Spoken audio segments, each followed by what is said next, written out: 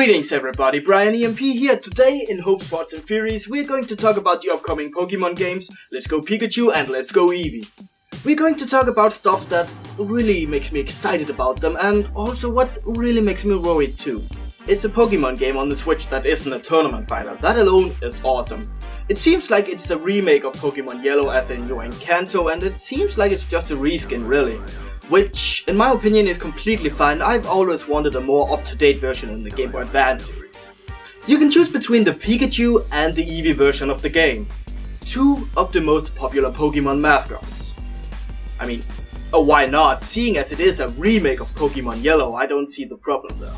There is a ton of amazing things in the trailer, like you can ride on bigger Pokemon such as Blastoise and Charizard. The Pokemon themselves are finally out in the open and not in those small patches of grass anymore. And to be honest, the game just looks great. I would personally love if they would remake all of the old Game Boy games like this. The Pokemon design, well, it looks like Go. That's kind of all I can say about it. It looks like Pokemon Go. Customize your Pikachu or Eevee. Well, I must admit, it's a really cool idea to customize the appearance of your Pokemon. But in all honesty, I really couldn't care less. I mean, I just want a game with nice graphics and even better gameplay. Well, to be honest, graphics aren't really that important either. Now for the less appealing stuff. The stuff that really makes me hesitate to get the game at all. Yeah, in this trailer there really are stuff that makes me think like that. The first thing is, play with one Joy-Con controller. Okay, I mean, a lot of great Switch games makes you play like that, right? And that is true.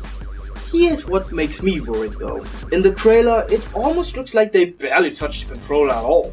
It might just be me, of course, but the trailer really gives me that vibe that it's self-controlled and you basically just tag along for the ride. And, you know, throw the Pokeball when needed to. Of course, it might just be a bad design from the advertising team, but it still makes me worried. Next up is the Pokeball. I mean, that is an amazing idea. Almost reminds me of that Pokewalker from Heart Gold and Soul Silver, which I loved by the way. Down-wise, instead of being included, this Pokeball cost a whopping $40 extra. And the game's already like $60, meaning if you want everything, you know, like most Pokemon fans do, you have to spend $160, people. And if you live in a high-tax country like me, you can easily spend $200 on this. That is insane. That is a major downside. I mean, are these games really engaging enough for $160? I mean, you either buy everything or nothing, am I right, people?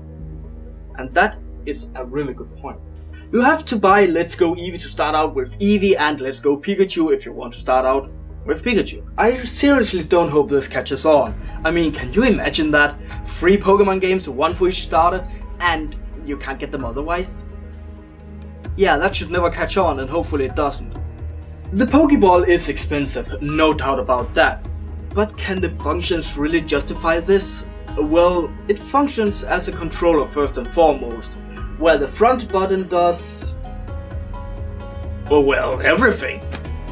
This makes me worry even more. Is the game really that simple that you only need one button to play it? That's insanity! Further cementing that this might actually be a railroad type of game.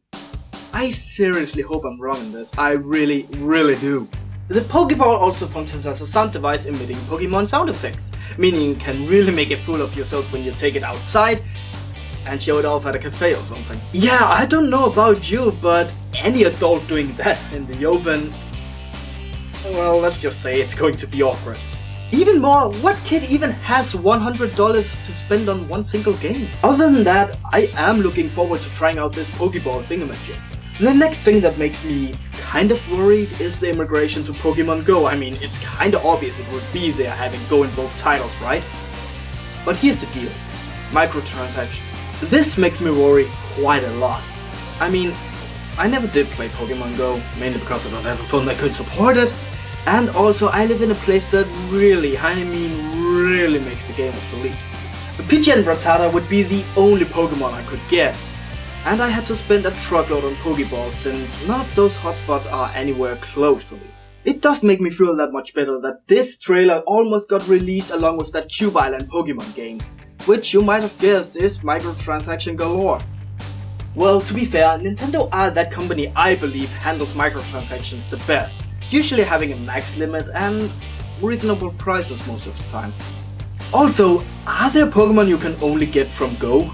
And if there is, how is that going to affect non-Pokemon Go players? The last thing that makes me worry is Red and Blue really enough for a game anymore? I mean, given the small size of the game, you can probably play through it in like 4 hours or less. I mean, get the right Pokemon from the get-go and you're golden.